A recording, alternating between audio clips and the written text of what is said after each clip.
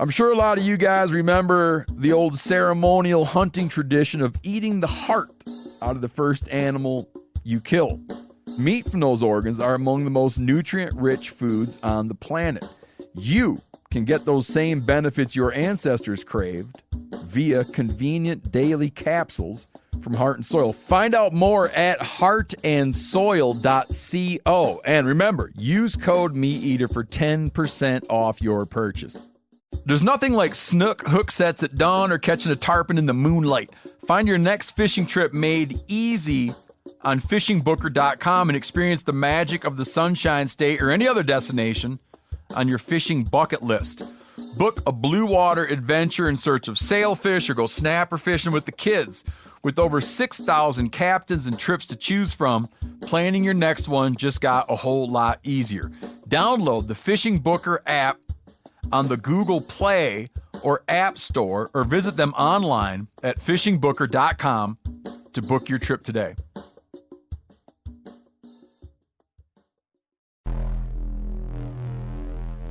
Welcome to the Wired to Hunt podcast, your home for deer hunting news, stories, and strategies.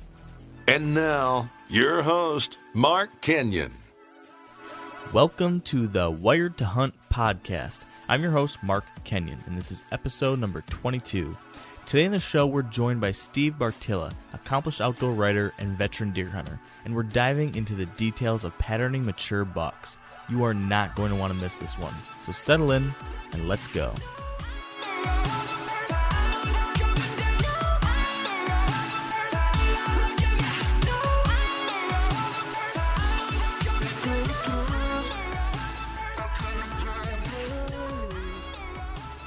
All right, welcome to the Wired to Hunt podcast. Today is a great day because fall is finally here. And joining me and Dan today on the show is a great guest, Steve Bartylla. Welcome to the show, Steve. Hey, thanks, guys. I really appreciate being here. Yeah, we're thrilled to have you on the show as well. And how are you doing this afternoon? I'm doing real good. Real good. As you said, I'm probably in the minority in this. I almost wish fall was a couple more weeks away yet myself because I got so much stuff left to do to get ready. But it is, I mean, I'll tell you what, if you're a deer hunter and you can't get excited about this time of year, there's something wrong.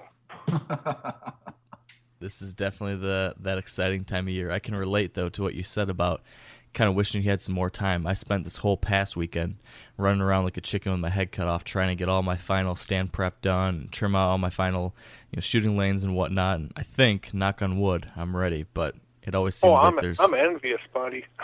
I've got I'm embarrassed to admit this, but with all the extra work I've had this year, I've got over 150 tree stands out, and not one of them's ready to go. Wow. I've got somewhere over 150 trees to climb yet, and time's running.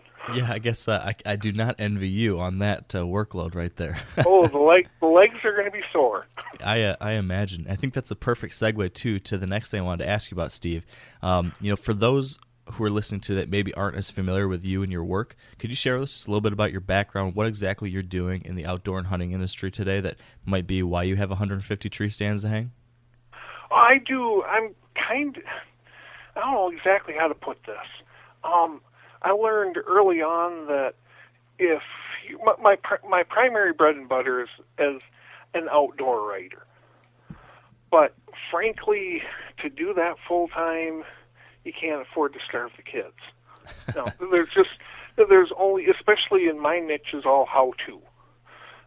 There's only so much how-to stuff to write, and there's only so much demand out there for it. It's decent pay per assignment, but to try to make a living off of just that, you really can't. So I do I've got a tip segment on every episode of Deer and Deer Hunting's television show, and also do a bunch of interviews. They actually have 3 different television shows.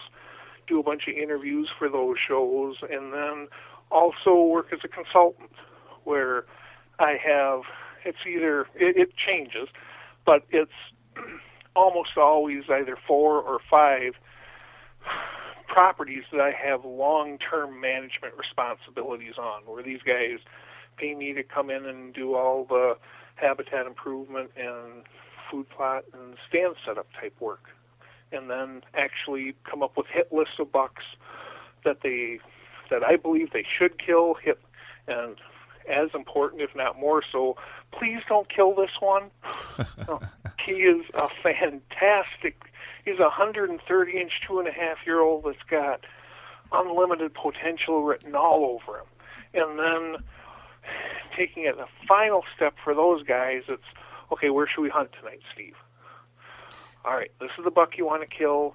This is how I think you should go about doing it. Now, ultimately, they're the owners. They can do whatever they want, but they actually are pretty darn good, great guys. And what I'll do for the most part there is work on a property for about, I tell the owners it'll take me about 5 years.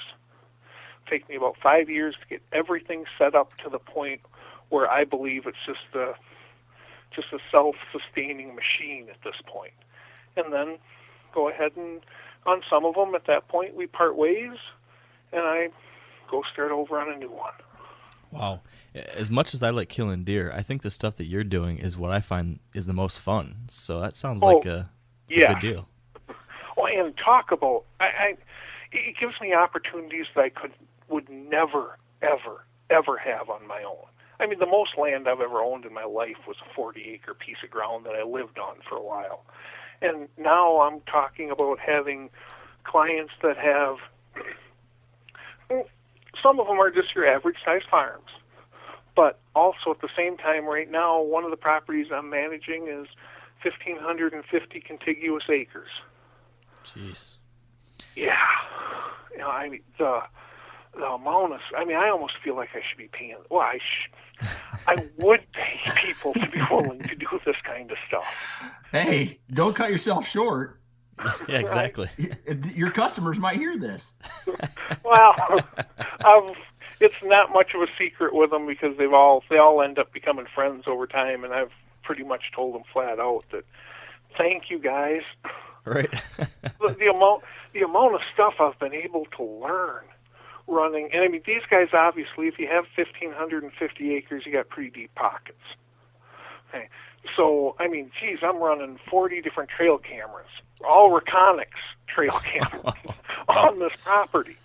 And to be able to have, there was another 4,000-acre property that I worked on about 8 years ago I finally finished up on. To be able to track individual buck movements across that 4,000 acres, you talk about an eye-opener. Wow. And that has helped me. As I said, I should be paying them to be able to do this type of stuff. It's beyond fascinating. That sounds very cool. And to answer your question, I agree. This, to me, this is, I mean, don't get me wrong, I love killing stuff as much as the next guy. But that aspect of stuff is a thrill. You know, just absolute thrill to be able to manage ground that I could never have in my wildest dreams. I think those experiences that you've just described that you've had, given the ability to monitor and learn about these deer on all these different properties, is a big part of what we want to talk about today, because I want to focus on patterning mature bucks. How you can observe and collect data and information to pattern a deer as best as possible. So that's our main focus today. But before we dive into that, we always do like to kick off the show with a little bit of fun, a little lighter topic question. And so, Dan, I think you had something for Steve that you wanted to ask him. Yeah, I tell you what. And what made me think about this today was I drove all the way to work, and my wife texted me that my coffee was still on the counter. So my question to you, have you ever pulled a bonehead move and got all the way up in your tree, or can you provide us with a short story of a time you've gotten all the way up into the tree and then forgot a key piece of equipment? I'm actually having a hard time thinking of getting up in the tree and forgetting a key piece, but what I have, there was a piece of ground that I live in central Wisconsin. There was a piece of ground that I used to manage in southwestern Minnesota that was about just over a 2-hour drive there. And I thought it was awesome because I could drive there, and most people are going to think I'm nuts, but I could drive there, hunt the afternoon, and drive back home and sleep at home and get up with the kids the next morning. It's really disheartening when you make that drive and realize you didn't bring your bow. Oh, no. That is, and I only did it once, but wow, did I ever remember that. So what did you do when you got there and realized I don't have my bow? I turned around and drove home. That's a tough pill But it to was swallow. it was a beautiful drive. Yeah, I can imagine. I wasn't upset driving home at all. It was just I was happy and singing the local rock music station, and just a great mood. Great mood of the drive. I bet. How about you, Dan? Have you pulled a bonehead move before? Dude, I pull a bonehead move I'm just so excited. My mind is thinking, okay, am I going to see this buck tonight? I got to keep an eye out for all my, I know that historically there's a rub or a scrape here. I'll probably, I got to avoid leaving scent in that area, blah, blah, blah. And then I get up, I get to the tree, and my mind isn't what I should be doing, but on what events might happen that night. And, I've left my bow or my harness back in the truck. I've set up a tree stand in a tree that earlier that summer I trimmed it out. I got all the way up into the tree, and I'm like, man, it doesn't look like I trimmed out this at all. And I look over to a tree to the next to me, and there's my bow hooks from the summer where I was one tree over. Is where I trimmed that tree out and I set up on the other one. Well, if you want to talk bonehead moves like that, I mean, man, I can talk. The buck. I'll spare you the entire story because I tried to write it a couple days after I was done. It came in at over 7,000 words. Ooh, yeah, that's a doozy. To put it in perspective, long articles are 2,500. Yeah.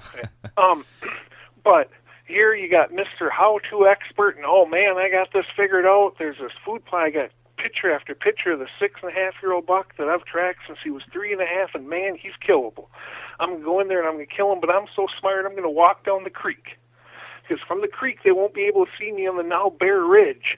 If I walk through the food plot, I'll stick out like a turd in a punch bowl, and I get about 30 yards down that, and all of a sudden the water runs out, and it's nothing but about 2 feet deep worth of cottonwood leaves. Ooh. Wow, are they loud. And every step is just... And so I got to get out of here. Might as well walk through the food plot now because every deer up there knows. Go to the stand I wanted to hunt. I'd prepped it early in the year. I'd hunted it one time, climb up in the stand, and whoa, do you ever stick out like a turd in a punch bowl now that all these leaves are gone? And you aren't going to be able to, the way I've got it positioned, I'm not, and I got no one to every stand I ever hunt. I end up scouting and hanging myself, so I got no one to blame but myself here. You know what, if it's before 3 o'clock, I'm getting down, moving to the other stand, it's 3:30, forget it, I'm going. Now, go over to the other one, and I mean, just one mishap after another, and somehow ended up accidentally killing him. Did you really? Yeah, I did. I should have killed him 3 times, but the first 2 times I messed up. Wow. Yeah, I mean, I don't care who you are. If you do this stuff enough, you're going to make yourself look like a silly school kid. And anybody who says they don't, they either have too much ego, they don't hunt much, or they're just flat out BSing you. Yep. There's a lot of truth to that. Deer definitely have a way of making us look stupid.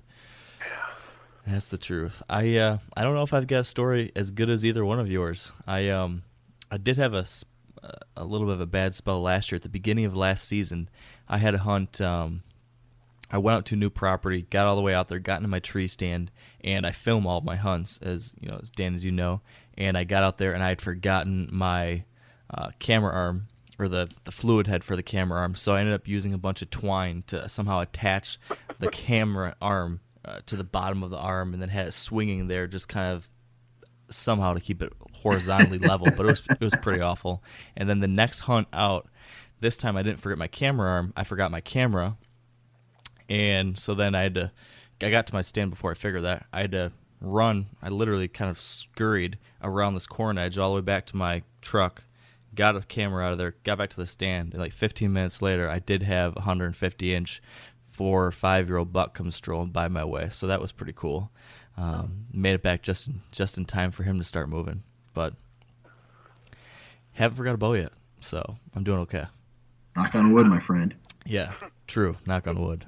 But, Give it time. Give it time. Yeah. So with our bonehead stories out of the way, then let's bring it back to our main topic, which is patterning bucks. Man, as we alluded to earlier, with all of your experience, Steve, with tracking all these deer and thousands of acres and probably thousands of trail camera pictures and all the observations and hunts and different pieces of data you've been able to collect, I think you've got some really interesting insight into how you can pattern a mature deer.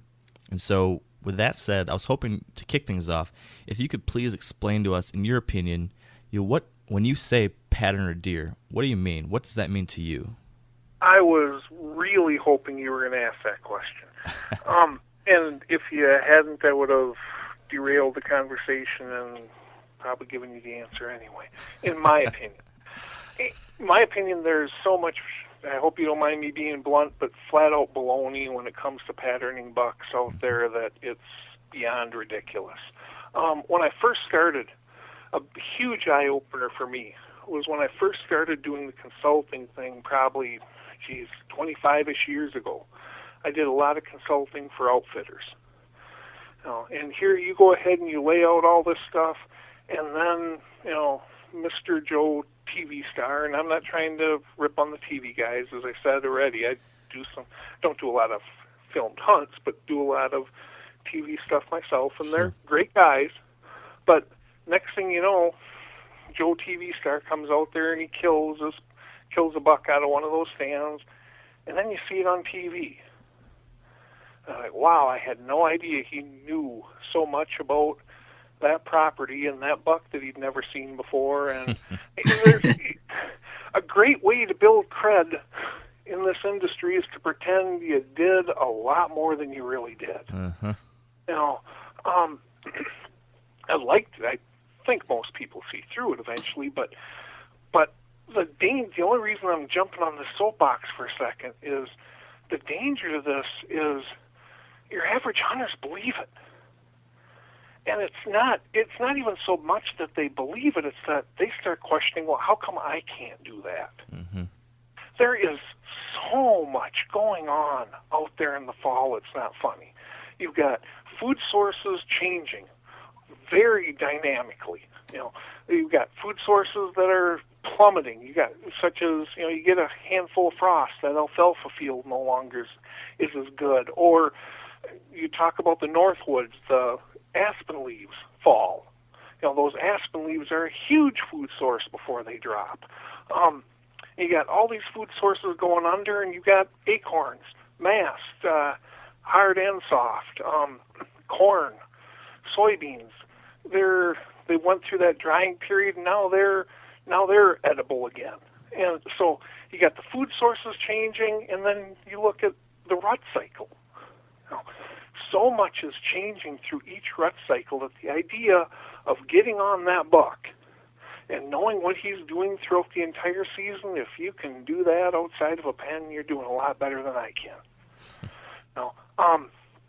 And at the same time, even when those quote-unquote patterns are pretty stable, most bucks don't have just one bedding area.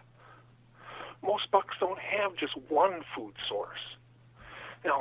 So there's no guarantee that you're going to end up being able to, he's bedding here, he's traveling through there, he's feeding there. To me, patterning a whitetail is nothing more than knowing one thing he tends to do during legal shooting light. If you know that one thing, all of a sudden now you got a chance to kill him. But oftentimes, I don't know exactly where he's bedding. I've got a pretty good idea he's bedding in this area over here. But where exactly he's bedding there, I couldn't tell you. And to get that level of intel, you'd have to be so incredibly intrusive that he's not going to keep those patterns anyway because you just booted them out of there. Right.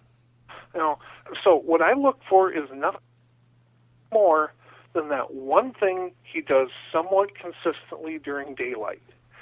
And then I try to put the rest together. I try to put it together because if I can figure out where he's bedding, if he's not, or here's where it comes in real handy. He's hitting this food source. He's hitting this food source on average half hour after dark. If I can figure out where he's coming from, I should be able to find a spot between his bedding area and that food source that I can go ahead and set up on him. But for the love of pepperoni pizza, when you find that one kink in his armor, jump on it. Jump on it now, because patterns are not stable throughout the entire season. Food sources are going to change on you. The rut cycle is going to have all of a sudden that alfalfa field or that clear-cut regrowth isn't anywhere near as interesting to him once the does start coming into estrus. At that point, his priority then is does. Right before that, you've got scrapes. I want to communicate scrapes and knocking out that position he's in the buck hierarchy. Is very important to him, and that's going to be one of his top priorities, and that's going to mess up his, if he ever even had it, clockwork feeding patterns. So I think one of the most important things to realize is, no, you're not going to figure out everything that buck does 24/7. 2, once you figure out a kink in his armor, jump on it, because you don't know how long that's going to last. The one other thing I would say about patterning deer right off the top is gauge the amount of pressure the area receives. That can be huge. On the surface, this may seem like a bit of an oxymoron, but I spend about 25% of each season hunting public ground. Okay? And another 25% is hunting just what I consider normal ground, small farms that numerous people have access to. The other 50%, I hunt utopia. But the heavier the pressure, in general, the more reliable those patterns are. Because that buck has actually found that spot within that heavy pressure area where he feels safe during daylight. He doesn't want to leave it. So he is actually more of the exception to the rule when it comes to patterning deer, that he tends to be much more consistent. If you find that, to me, the secret to getting off on a tangent, the secret to hunting heavily pressured deer, public land deer, is find those pockets where no one else are going. And they almost all, well, I shouldn't say that, in a surprisingly high percent of land, they exist. It's the other side of that swamp, so I got to slap on some hip boots. It's that deep, nasty gorge that nobody wants to cross. And you get up in northern Wisconsin or northern Minnesota or UP of Michigan, it's going that extra mile back in. Or the other scenario, the buck I killed in Wisconsin just 2 years ago, just some little tiny pocket of cover right next to the road while everybody else is heading to the bigger woods. But that's how, in my opinion, the bucks survive to become mature in those settings. They find those spots where other people aren't going. When they find them, my experience has been they relate very heavily to that location. Getting them to leave there by their own free will doesn't happen often during daylight. Because of that, their patterns tend to be much more consistent. Now, a lot of you guys are familiar with the old hunting tradition of eating, some organ, the heart or a chunk of liver, off the first animal you kill. I had that when I was a little kid, and it was a big deal. Organ meats were always prized by frontier people who knew the importance of getting a lot of different minerals and nutrients. And, as often is the case, those guys were onto something, because organs are among the most nutrient-rich foods on the planet. And you can get the same benefits your ancestors craved via convenient daily capsules from Heart and Soil, made exclusively from regeneratively raised, grass-fed, and finished cattle. Heart and Soil's unique freeze-drying process means all those important nutrients are trapped in, ensuring you experience every one of the benefits of nature's superfood in a clean, convenient, taste-free capsule. Find out more at heartandsoil.co and make sure to use code MeatEater for 10% off your purchase. That's heartandsoil.co. Use the code MeatEater. There's nothing like snook hook sets at dawn or catching a tarpon in the moonlight. Find your next fishing trip made easy on fishingbooker.com and experience the magic of the Sunshine State or any other destination on your fishing bucket list. Book a blue water adventure in search of sailfish or go snapper fishing with the kids. With over 6,000 captains and trips to choose from, planning your next one just got a whole lot easier. Download the Fishing Booker app on the Google Play or App Store or visit them online at fishingbooker.com to book your trip today.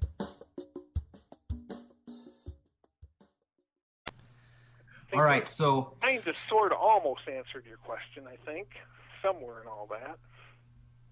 All right. So to elaborate on what you've just said about, anything within killable daylight, whether it's a trail camera picture or, you've seen them from a different tree stand. Let's say you have a trail camera picture and it's 2 hours after dark, but he's consistently at that spot 2 hours after dark.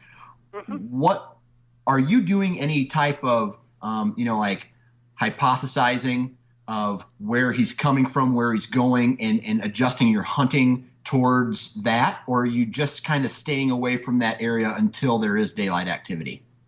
It depends on what I believe the scenario is. Take a buck that I killed off of another, it's just a small average 100-acre property here in Wisconsin last year. You're describing to a T what I had. It's surrounded completely by meat hunters. God love them. There's nothing wrong with that. And public land. Okay. I believed that he was betting. I knew that he was betting on this point that was, heck, only about 100 yards away from this little food plot I had. Yes, I do go ahead and I hypothesize on where do I believe he's coming from. Okay. If I don't think I know, a really cool little trick is to try to get his track. So let's say you get a real good example. Let's say you get his track on the edge of a corn, soybean, or fresh clear cut. Okay, when you've got your scouting camera out there, you measure that track. You measure its length, its width. You got his fingerprint. Now, granted, all four hooves aren't going to be identical, but they're going to be close enough that you got a pretty darn good idea.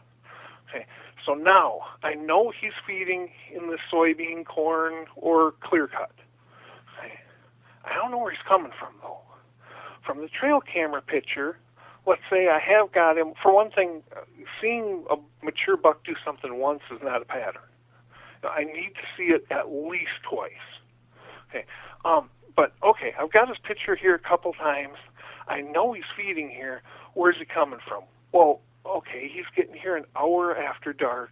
He's approaching each time from the right.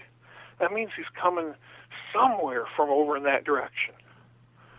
Well, I'm going to go out there. If I don't have a pretty good idea already where he's coming from, I'll go out there midday wearing rubber boots, treated clothing, with a garden rake. And every one of those trails are entering that clear cut or bean field or whatever. I'm going to go ahead and rake about a 3-foot section of dirt. And I will, as long as it's not too far back in, I'm going to go to where those trails split. And I'll rake one on each of those as well, right up from the split.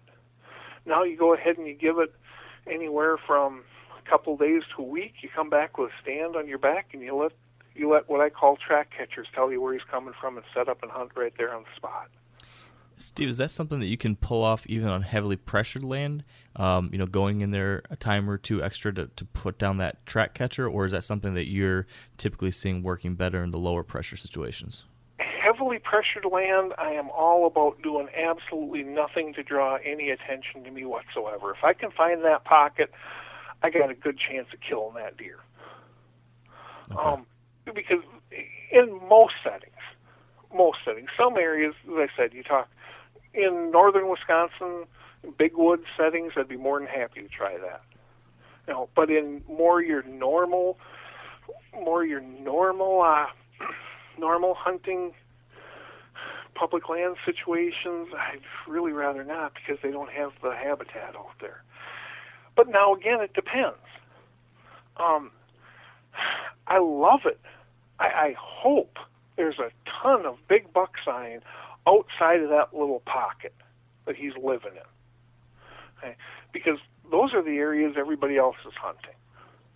And every time he decides to make a scrape, freshen up that scrape, or make another rub at 4 o'clock in the morning, that's awesome, because the guys who are hunting there, they're reinvigorated. Today's going to be the day I'm going to see him. If I can't find that pocket that he's living in those situations, I wouldn't hesitate to do that. But once I find that pocket that's undisturbed, it's either, as I said, either so thick and nasty or a massive, massive pain to get to. At that point, in my mind, I got what I need.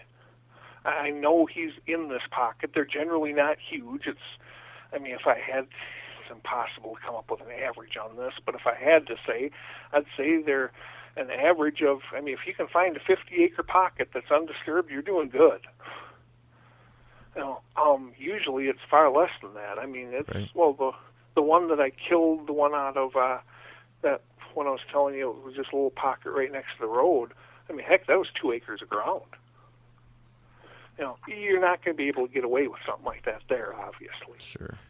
I'm talking more. I use this technique more on the moderate to low pressure situations. Okay. So taking a step back, as I see it, and correct me if there's something additional we need to add to this, but as I understand it and as I've seen, it seems to be that there's 3 major tools you can use to help develop some kind of pattern on a deer. That being, actual observation data, whether that be from the stand or scouting from a distance or something, trail cameras, or on-the-ground sign, like you mentioned, tracks, scrapes, rubs, etc.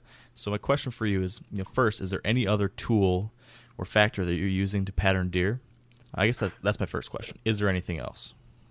In a weird way, I'm going to say yes.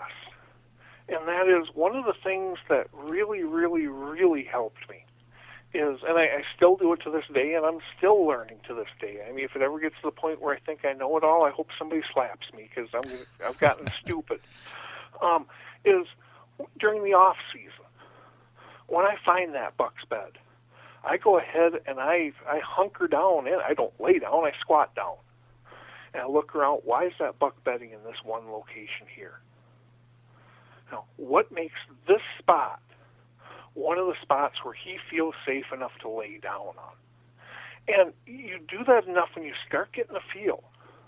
It doesn't take long for you to learn that, oh, geez, bucks really like bedding on knobs off of ridges and, just on what's called around the military crest of a ridge where it really starts dropping off hard. Mm-hmm.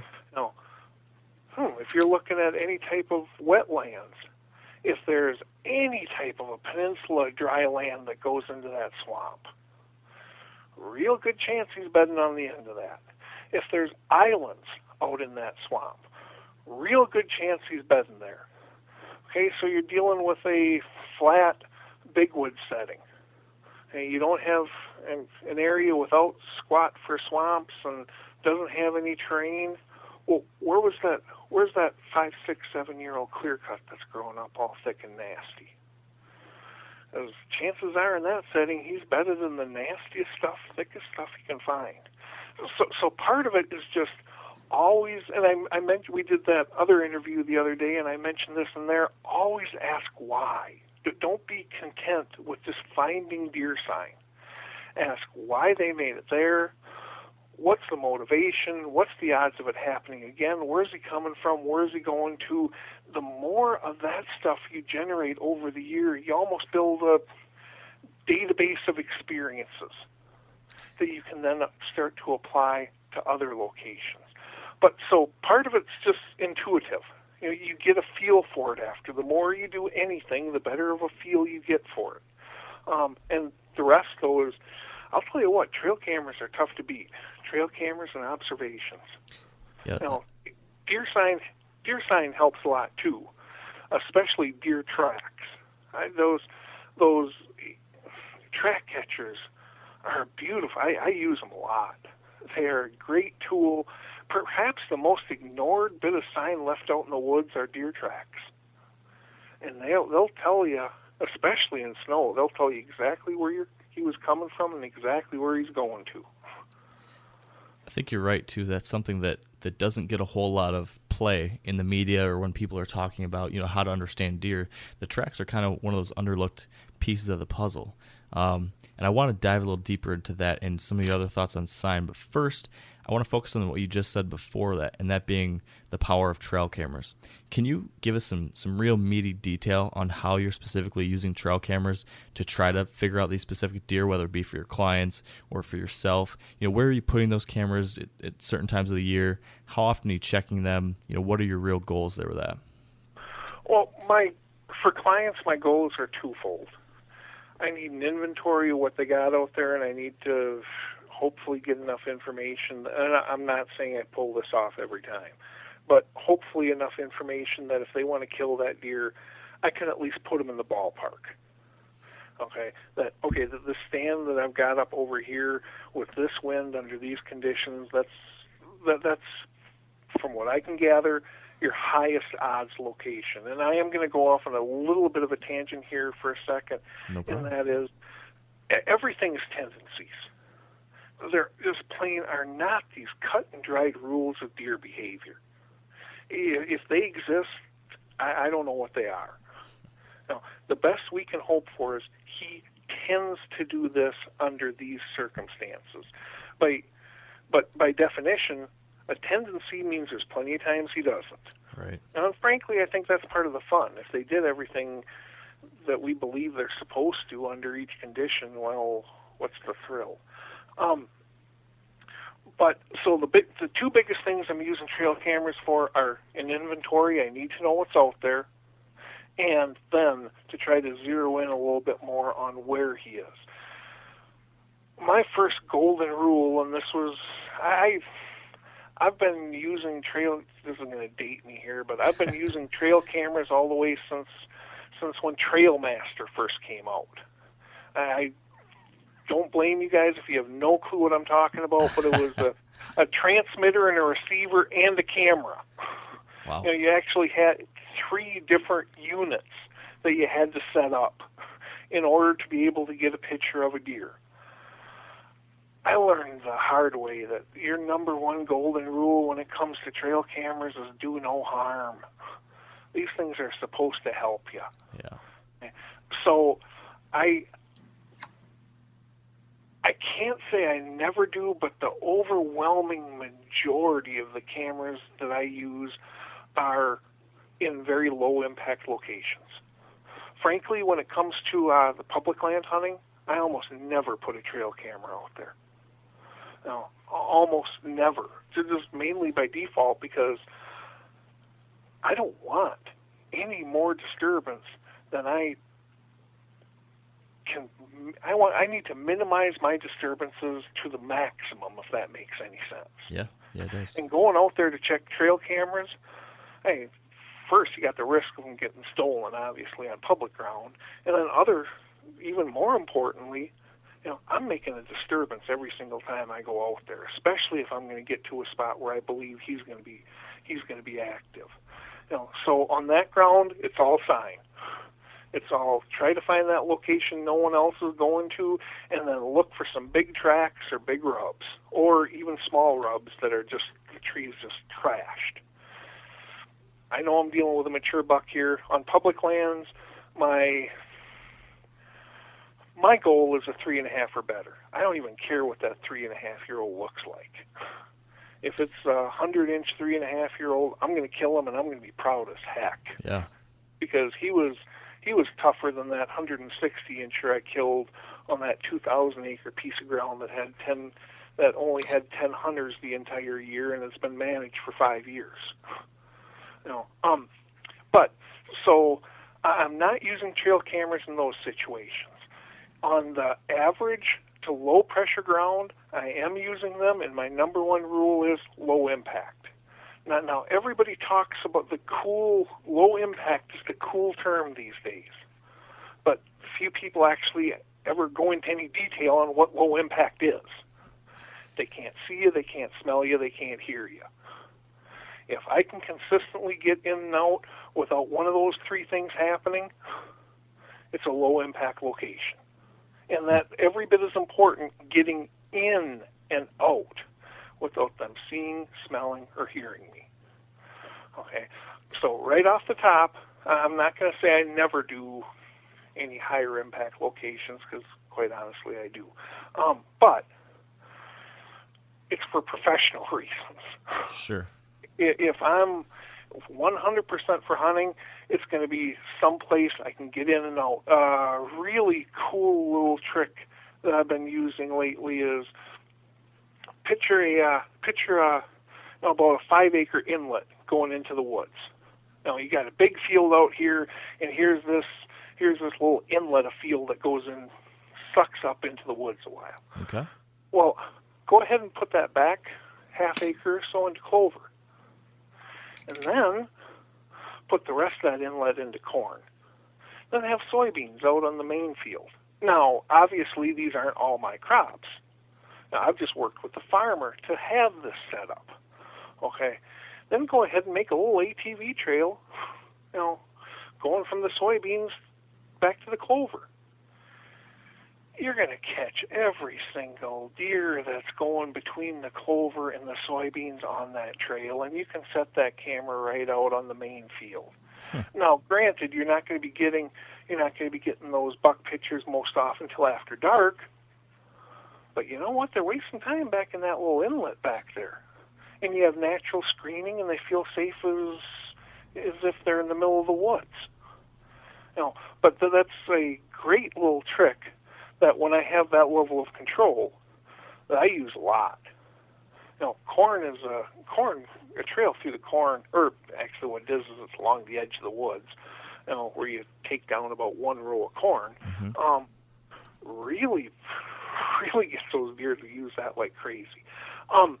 But what I'm doing is I'm setting them up at what I view as all my high odds, low impact locations. Another great trick for relatively young clear cuts, meadows, or fields that are too big to cover, or you don't have that great spot to set up a cam, set up on last year's scrapes.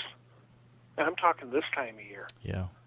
I get a ton of pictures of, nothing like you get that last week of October. But I get a ton of velvet pictures every year of bucks working scrapes.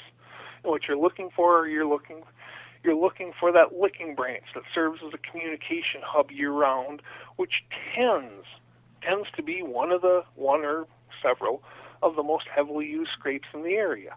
When you don't have that, what I'll do is I'll go ahead and I really like to use young oaks for this because they'll last me for 4 years. But go ahead and cut a tree down, about with a diameter anywhere from a soda to a coffee can diameter. That I'm going to go ahead and plant 20 yards out into that opening, right in front of my camera, which happens to be right in front of my stand. That brings up sorry, Steve. One quick follow-up question. What you're saying there? You mentioned putting these fake scrape trees in front of your camera, which is in front of your stand. And my question to you, and this is something I'm always questioning when I'm out setting my cameras and whatnot, is how the presence of a camera, even if you're not going and checking it all the time, but just purely the presence of that camera might affect deer and possibly spook them. Are you concerned at all about spooking deer just with the pure presence of a camera there and the flash or the infrared glow or anything like that? It depends 100% on what kind of camera I'm using. That's where it's really nice to be spoiled and have rich clients. Because on Hyperfire Reconic 600s and hopefully on the new ones as well, I'm not worried about it one bit. Okay. With a flash camera, though, or what's even more important, you can debate flash, either side of flash all day long. And I believe that my own personal opinion is that the majority of deer don't care. Well, if the minority happens to be the buck you want to kill, you really don't care if the majority of them don't care. But camera noise is the killer. You know, you'll get a lot of deer that are very accepting of a flash, but if they hear that whir click of a camera coming out of sleep mode, they don't much care for that. What I used to do, I mean, I'll be honest with you, I don't use them anymore, but what I used to do with cameras like that I found that worked for me was go ahead and set them in a single shot mode and set them at least 7 feet off the ground. So now they're angled down to what you're trying to cover, and you got one shot that's done. Doing that, I can't honestly say I know I spooked any deer.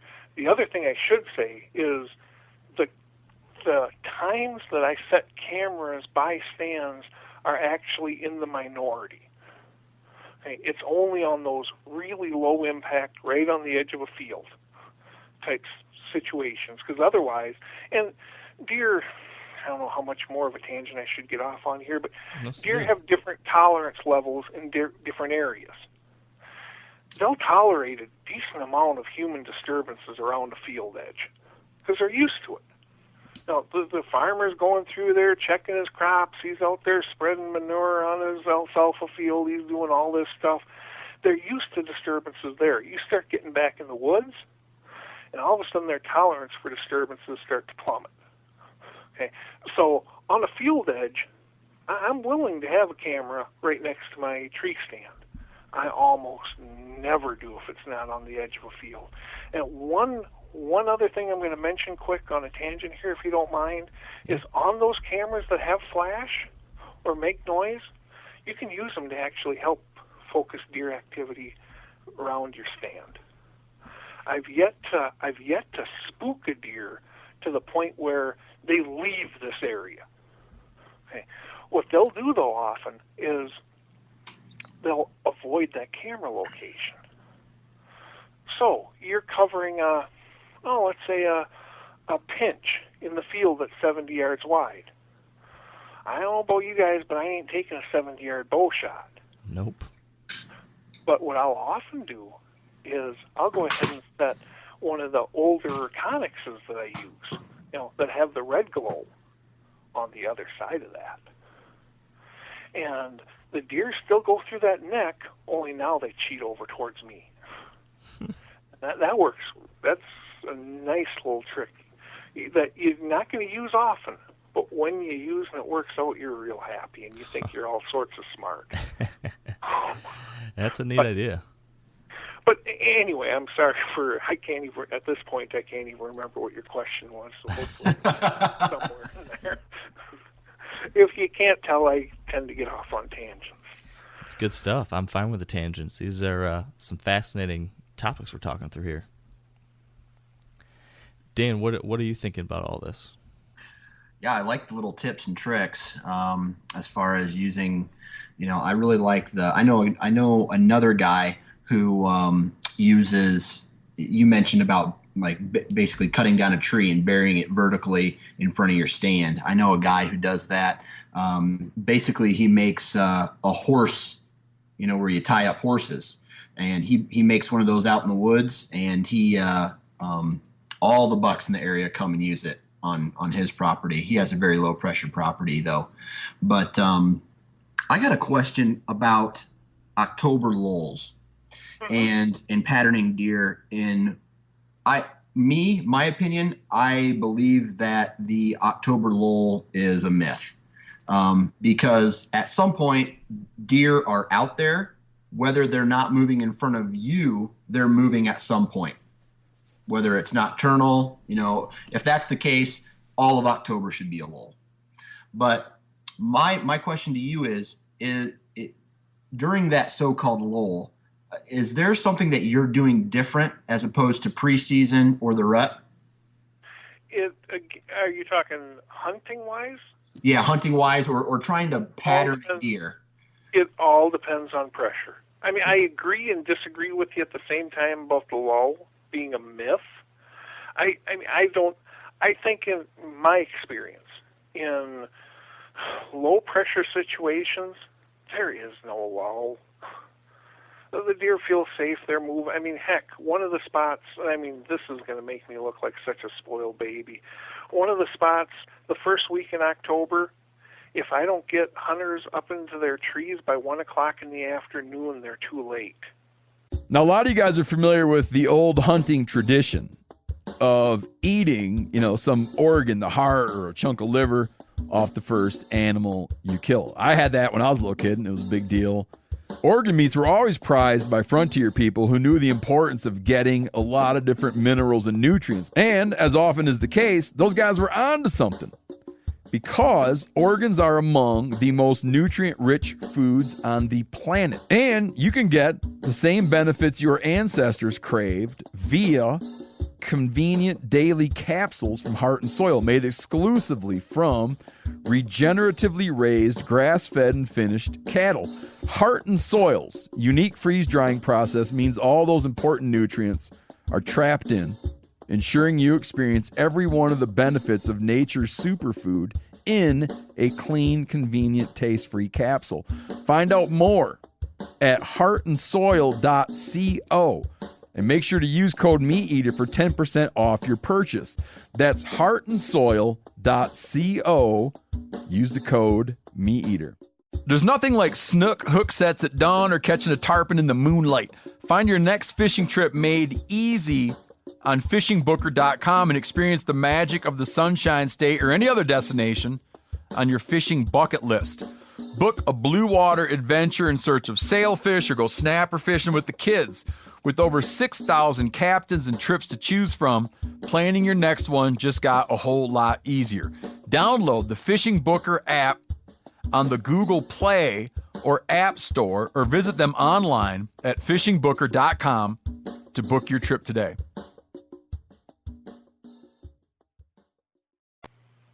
They're going to be kicking deer out. Just because we train deer. I hope you don't mind, I'm going to get off on a little bit of a tangent and then try to circle back to you.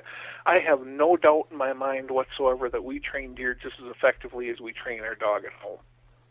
A cheesy analogy that I use a lot in seminars is go ahead and set out, and obviously don't really do this, but set out a dog dish at home. You stand and fill it up. You keep that thing full 24/7. And from 7 o'clock in the morning till 6 o'clock at night, you're standing over that dog dish, and every single time that dog comes to take a bite of food, you kick him in the butt as hard as you can across the room. How long is it going to be before he doesn't start feeding until after 6? It can't take him long. That's what we're doing to deer out there. And in my opinion, the lull, for the most part, is actually self-induced. October is a beautiful time to be out in the woods. And everybody and their brother and sister, whether it's going out to just go for a walk, cut some firewood before winter, do some bird hunting, some squirrel hunting, whatever, all of a sudden we've invaded.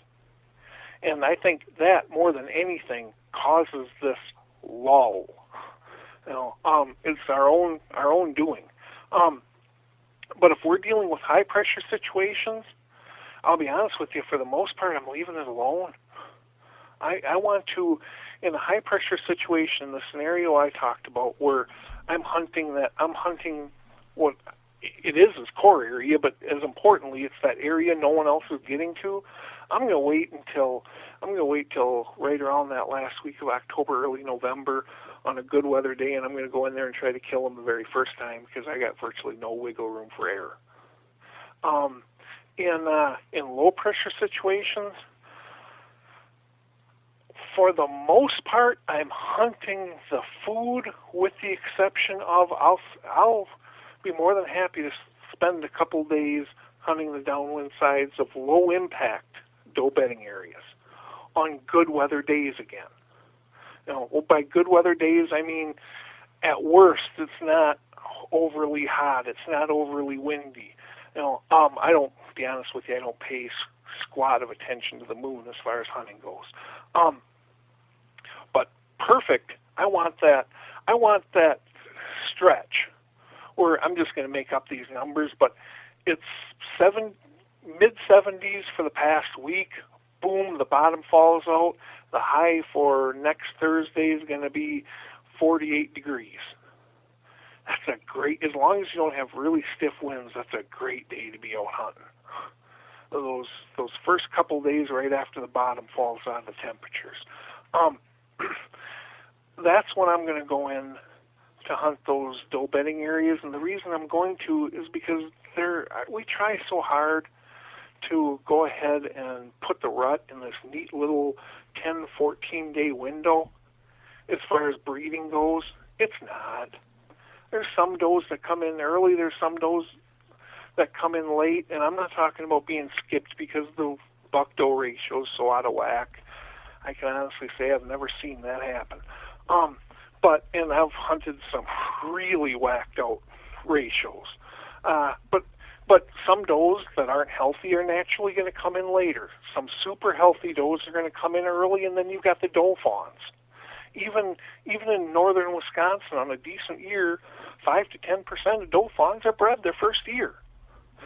But they have to reach certain physical and physiological thresholds in order to do that, and it takes them longer. They end up coming into estrus later. So I'll actually hunt, I'll try to catch some of that action. I've had pretty good luck with it, hunting doe bedding areas a couple times in mid-October, as long as the weather's cooperating, because Mr. Big, he's a different animal. He knows what's going on out there. I'm not saying he's anywhere near as smart as we try to give him credit for, but he's experienced. He's went ahead and he's seen that, oh, geez, every year there's some early and some late breeding opportunities, and he's driven to perpetuate his species, and he's going to be one of the very first, him and the really stupid young ones, will be the very first deer to be out there looking for does. And every once in a while you can get lucky in mid-October, especially in Wisconsin and Minnesota. I've had real good luck mid-October with a cold front catching Mr. Big checking one of those doe bedding areas. I think that's some good advice for us to all try out this coming mid-October. I'm sure I'll be thinking through some of these ideas for sure. Well, the one thing I would say for sure is it better be low impact, because you don't want to blow your best spots before they're good. Yeah. That is a very important consideration. And then time it with the weather. I think I already said this, but for me, hunting is all about stacking odds in your favor. And I want those odds stacked, so when I go in there's plenty of stands I've got that are hunted more than once or twice. Okay? But I want to make it so that each time I crawl into that stand, I believe today is as high odds as the stand's going to have for producing for me. And that's worked out really well for me.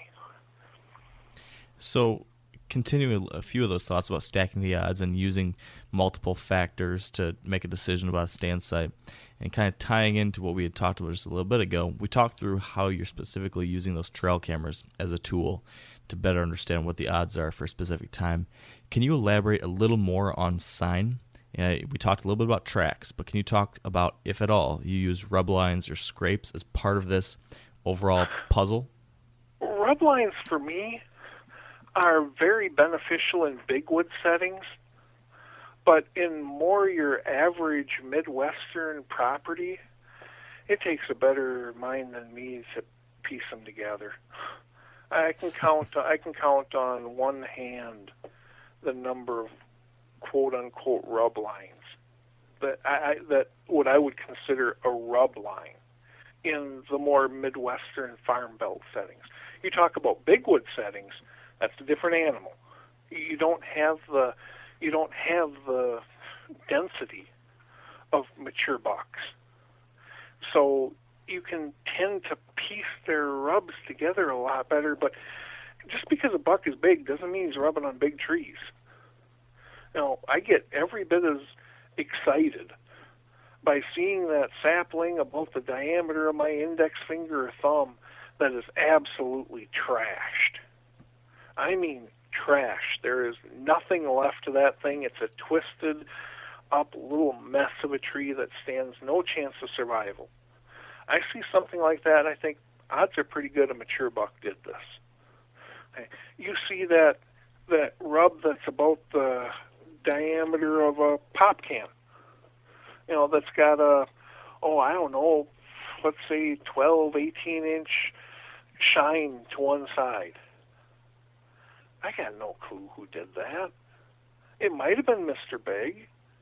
Could have been a yearling buck with a nasty attitude that day, too. And when it comes to the big trees, even on the big trees, I mean, I've seen spikes rub telephone poles. Wow. You didn't do a lot of damage to it, but they actually came up to that telephone pole and rubbed its antlers up and down. Even on big trees, I want to see damage. If I see, what I do every time when it comes to rubs, what I do is I walk up to them and look at it and say, do I believe an immature buck could have made this level of, could have trashed the tree to this extent? Now, if I don't believe he could have, that's when I tend to believe it was a mature buck. But the problem I have is so I've got a really good rub over here. I got it's a thigh-sized tree that's shredded. I believe that's a great buck.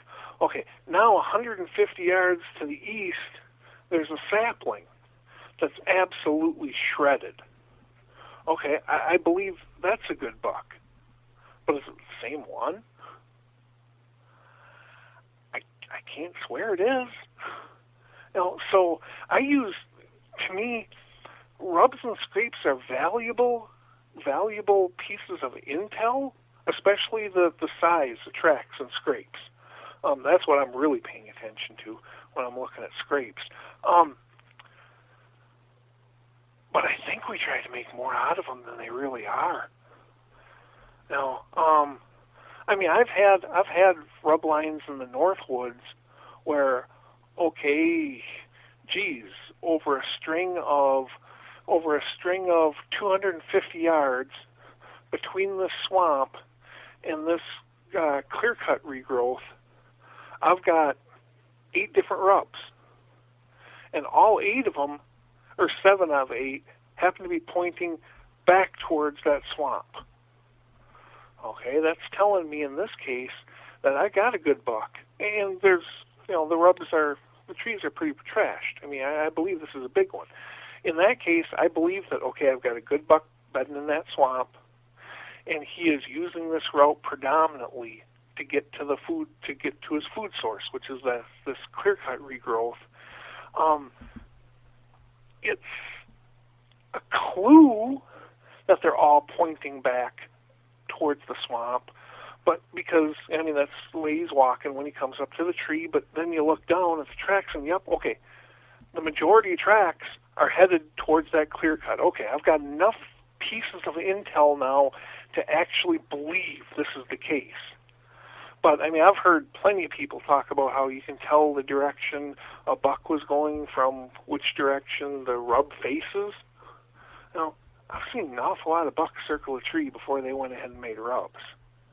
I've seen a lot of trees that are angled one way or another, or have branches on one location that encourages them to make rubs in a completely different direction. I sat through a seminar. Every time I give seminars, I listen to other speakers. I'm not going to mention his name, but I sat through a seminar last year or 2 years ago that I heard this guy going on about how only mature dominant bucks make rubs in the woods. Immature bucks will go ahead and make them on the edges of fields, but if you find a rub in the middle of the woods, it's guaranteed it was a mature buck.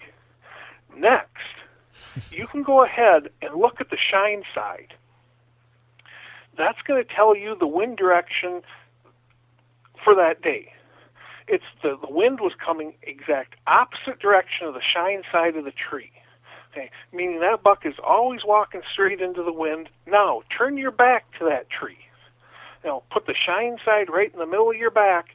You take 150 paces in that direction, you're going to find his bed.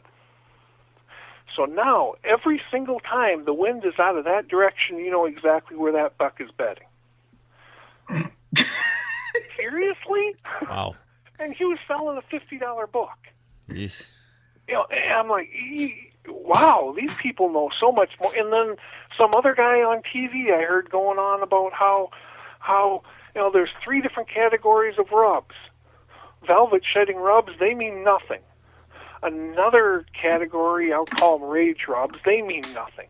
And then there's the territorial boundary marking rubs, that apparently a mature buck is going to go around his territory every other day and mark trees to scare off all the other bucks. Was this guy trying to sell you the acorn cruncher too? I don't know. I turned it off at that point. I'm like, you got to be kidding me, guys. So we try to, I mean, I apologize for going way off course here, but we try to put so much more meaning into stuff so often when it comes to mature bucks that are really there. You know, I mean, I do have no doubt in my mind that some rubs are made for communication purposes. You know, you tend to see them, they tend to be those ones where you can see the different layers of bark that has just been used year after year after year. And it's kind of like that scenario you were describing earlier about that guy putting in that fake rub out in the woods. You know, that deer are just drawn there naturally to communicate. And sometimes there happens to be a buck over there that he doesn't like, and he's getting all mean and mad, so he's going to trash this tree that he happens to be standing next to right now because he's trying to intimidate that buck. And another time, I believe they do it just for the heck of it. Other times they're doing it to try to, I'm not pretending they consciously think this, but to try to build up their neck muscles. You know, there isn't always, just like, is there always a great reason? I'm sure there is for you too, but for me, there isn't always a slam dunk great reason I do something. Sometimes I do it just for the heck of it, or because I'm bored, or because I wasn't thinking. Why are deer any different? Yeah. It's a great point. It's something I think you make a very interesting observation that we really do sometimes read a little too much into some of these things and then come to these kind of far off conclusions that can lead us down a wormhole. So a lot of truth to that. Yeah, well, we try, as I said, there's so much mystique around mature bucks, and we've got so many people in this industry trying to make names for themselves as well.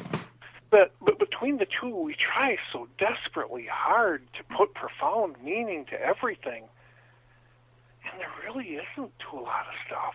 I mean, deer are simple animals.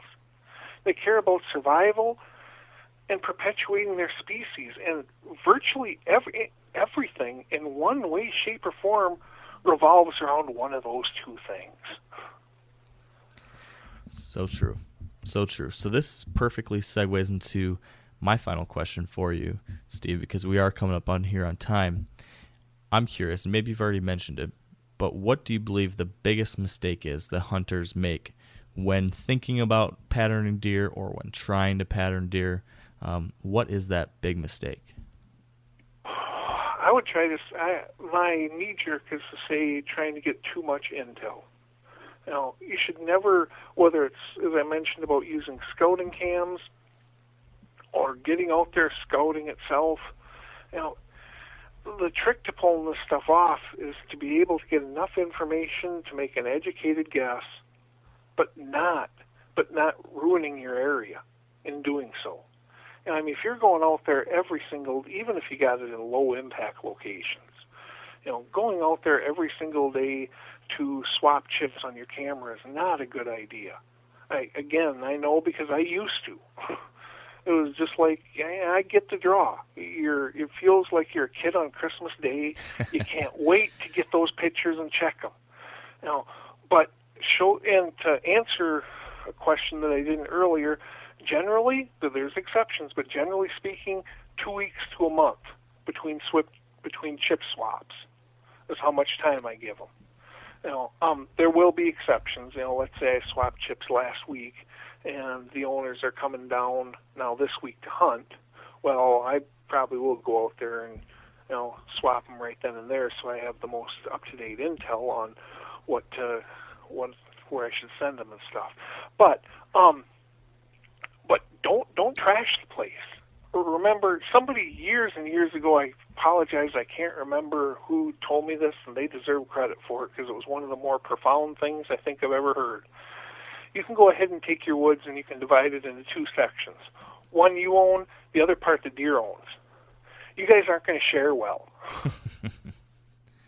Give the deer as much as you can give them, and you will see more deer over the long run. It's when you sit there and continually kick that dog in the butt every time it comes up to the food bowl. That's when all of a sudden your deer sightings, they start going down. So just use your head about this stuff. The other thing is common sense is your best friend. Nothing when it comes to whitetails, the more you think about it, nothing is overly profound. If it does not make sense to you, you know what, it probably ain't happening. So somebody's probably trying to sell you a bill of goods for one reason or another. Use common sense, use your mind. Your best weapon by far is your mind and its power to analyze situations. Get the pieces you can safely, and then try to connect them. It's like, okay, I get his picture on this food plot here. I get his picture in this meadow over here. I get his picture on this clear-cut regrowth over there. Okay. Where's he coming from? Well, each time, if I look at how he's entering the frame, he appears to be coming from the same general area. There's a ridge in that same general area there. You know what? If he beds on the knob of that ridge, he can use his eyes to scan the entire valley below him for just shy of 360 degrees. And if he's got a wind coming down that ridge, that wind's covering his backside. I bet you that's where he's bedding. Now, how is he getting between those locations? I can't tell you how he's getting to the meadow or the clear cut, but there is that nasty ditch that separates him from that point, that runs between that point and that food plot.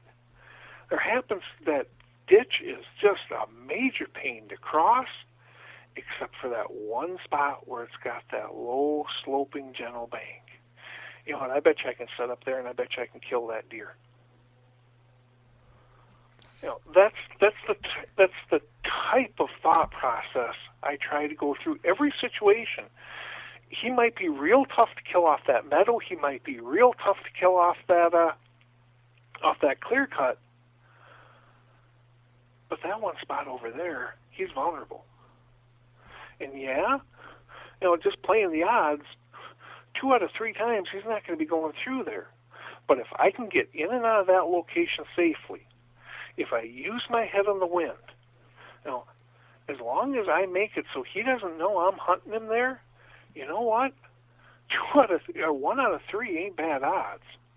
That means I sit here 3 times, and odds are in my favor. One of those times he's going to come through, and I'm going to have a chance to kill him. This is I love this mindset of how you're using those different pieces and then looking at the overall situation from a higher level and finding out where that weakness is. I think that's a great way to think through what can sometimes be an overwhelming amount of data. I think when a lot of hunters look at, they've got all these pictures, they've got all these observations, they've seen all these different pieces of sign. And I think, personally, I've felt this at times, there's information overload. And because you're so overwhelmed, you then don't do anything smart with that data. When really you need to narrow it down, take a look at it smartly, find out where that one piece of data that you can take action on is, and then focus your efforts there. Yeah, it doesn't matter if 90% of your data you can't capitalize on, if you can find that 10%. Mm-hmm. For me, it's, like I said, all about stacking odds and looking for that one kink in his armor. I can't do anything effectively. As a matter of fact, if I try to hunt him on that clear cut, you know what? Without having enough intel and knowing he's hitting that after dark, why am I hunting there? What can I get from that stand? He's not coming until after dark. All I can do is let him know, hey, dummy, I'm over here. I'm trying to kill you. Right. No, and I have no doubt in my mind whatsoever that we educate far more deer from the odors we leave in the woods after we're gone than we ever do while we're in it. So look for that weakness. And man, I cannot stress enough. When you go into, I have two classifications of stands that I hunt. I have what I consider fun stands, and I have buck stands. Now, I'm not saying I can't kill a buck off of a fun stand, but this is a stand where, it's real low impact. I can hunt the snot out of it. When I want to go out and shoot a doe, or I want to go out, but the odds aren't in my favor of killing a buck, I'm going to go to one of these because I'm going to minimize my disturbances, the damage that I do to this place. Okay. When I go to hunt a buck stand, I have a reason I believe I'm going to kill that buck there that day. And I am not going to climb up in that stand until that happens. Now that might be the phase of the season. It's like, okay, we're looking at that first week of November right now. The bucks are running around like crazy. This is a good funnel between two doe bedding areas. Man, now's my time to go in. Or it may be I'm getting pictures of him on that food plot. It's a half hour after dark, but I bet you 100 yards back in the woods at that crossing between that point and that food plot, I can catch him. Give yourself a reason to believe you are going to kill a buck out of your buck stands when you go in, and taking that approach has done amazing things to my success rates. This is awesome. I think you have just dropped an absolute wealth of information and wisdom on us, Steve.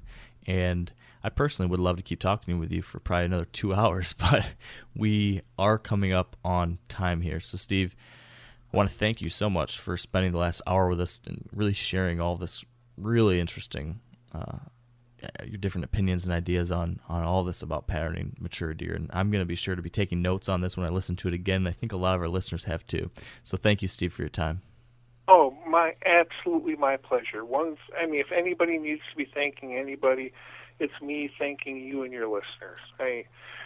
Because you guys read the magazines I write for, because you've accidentally watched one of the tips I've given, because you went to I get to live my dream job, and I could not possibly do it without all you people.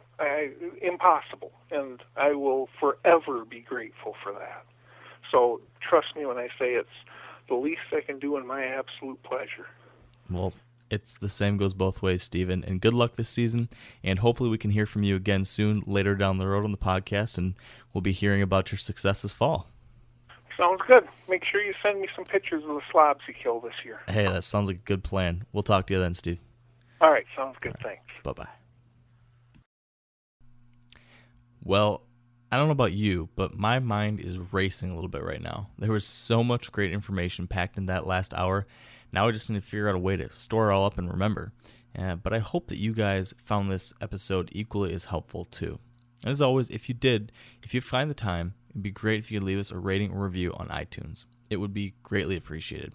Speaking of appreciation, we'd of course like to thank our partners who help make this show possible. Big thanks to Sitka Gear, Trophy Ridge, Bear Archery, Redneck Blinds, Carbon Express Arrows, Hunt Soft, Lacrosse Boots, Big & J Long Range Attractants, and the Whitetail Institute of North America. Finally, be sure to visit wiredtohunt.com/episode 22 to view the show notes and links from today's episode. That said, thank you so much for being here with us today on the Wired to Hunt podcast. Until next week, stay wired to hunt.